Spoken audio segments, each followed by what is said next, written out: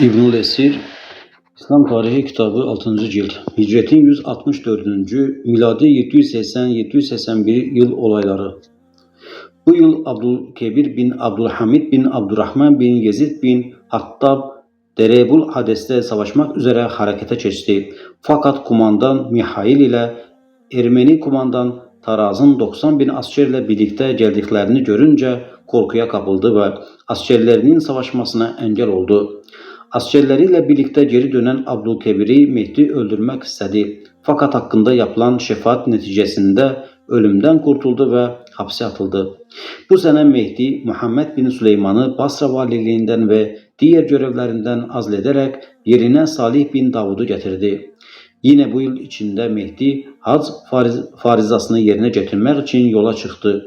Fakat Akabe'ye geldiğinde suyun azlığını görünce hacıların bu su azlığı yüzünden hedeflerine varamayacaklarından korktu. Bu arada Umma'ya yakalandı ve geri döndü. Ancak Hak'la birlikte hac yapmak üzere kardeşi Salih'i görevlendirdi. Bu arada hacılar şiddetli susuzluktan ölüm tehlikesi geçirdiler. Bu yüzden Mehdi su işleriyle görevli olan Yaktin'e fena halde öfkelendi.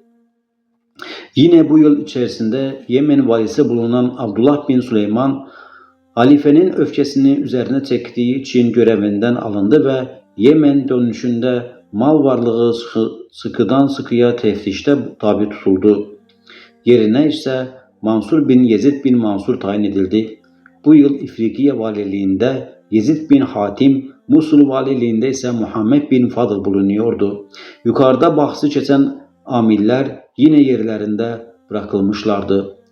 Emevilerden Abdurrahman bu yılda Salabe bin Ubeyd'i büyük bir askeri kuvvetle Serakusta'ya gönderdikten sonra kendisi de oraya hareket etmişti. Serakusta'da bulunan Süleyman bin Yakazan ile Hüseyin bin Yahya Abdurrahman'ın itaatinden çıkmak için anlaşmışlardı. Salabe bunlarla şiddetli bir şekilde savaştı. Bir gün çadırında bulunuyordu. Süleyman gafletinden istifade ederek onu yakaladı. Böylece Salabe'nin askerleri dağıldı. Süleyman Frank kralı Karle'yi davet etti ve kendisine ülkeyi Sarakusta ve Salabe'yi teslim edeceğini vaat etti. Karle Süleyman'ın yanına geldiği zaman Salabe'den başka bir şey bulunmadığını gördü ve kendisi vasıtasıyla büyük bir fidye alacağını sanarak Salabe ile birlikte memleketine döndü.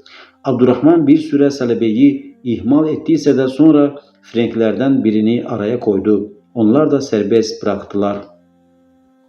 Abdurrahman bu yılda Sarakusta'ya hareket ettiği zaman etrafında bulunan muhaliflerini ortadan kaldırmak ve Sarakusta'da buluşmak üzere oğullarından her birini bir tarafa gönderdi. Fakat kendisi oğullarından önce Sarakusta'ya geldi. Tam bu sırada Hüseyin bin Yahya, Süleyman bin Yakazan'ı öldürmüş ve Sarakusta'nın hakimiyetini eline geçirmişti. Bu hadise üzerine Hüseyin bin Yahya'nın yanına ansızın gelen Abdurrahman, Sarakusta halkını fena halde sıkıştırdı. Kendilerine muhalif olanları yakalayarak beraberlerinde getiren Abdurrahman'ın oğulları diğerlerinin de kendilerine itaat edeceklerini babaları Abdurrahman'a bildirdiler. Bunun üzerine Hüseyin bin Yahya sulh istemek mecburiyetinde kaldı ve Abdurrahman'a itaatini bildirdi. Abdurrahman da Hüseyin'in isteklerini kabul etti ve sulh anlaşması yaparak Hüseyin'in oğlu Said'i rehin aldıktan sonra geri döndü. Bundan sonra Abdurrahman Frek memleketlerinde savaştı. Bu memleketleri iyice tanıdıktan sonra birçok ganimet ve esirler alarak Kalehurra'ya geldi. Fekire şehrini fethettikten sonra o taraflarda bulunan bütün kaleleri yıkarak Beşkens topraklarına hareket etti. Müsmin el-Akra kalesini fethettikten sonra Meldosun bin Atlal'ın üzerine yürüdü ve onun kalesini de fethetti. Beşkens halkı dağlara çıktıysa da Abdurrahman bunlarla savaşmaya devam etti ve onların memleketlerini ellerinden zorla alarak buralarda büyük tahribat yaptı ve sonra da Kurtuba'ya geri döndü. Bu yıl Endülüs'ün Belensiye Berberleri ile Şenteberiye Berberleri arasında büyük bir kargaşa koptu. Hatta aralarında birçok çarpışma meydana geldi ve bu çarpışmalarda her iki taraftan da pek çok insan öldü. Bunlar arasında geçen bu olaylar çok meşhur olmuştur.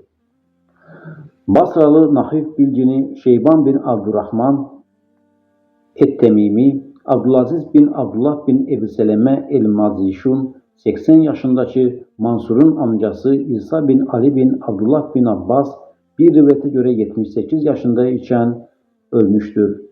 Şamlı Said bin Abdülaziz, Ezli Selam bin Miskin en-Nemri, Ebu Raf ve Hz. Ömer radıyallahu anh'ın azatlısı Mübarek bin Fadale bin Ebu Umeyye el-Kureyşi bu yıl vefat etmişlerdir.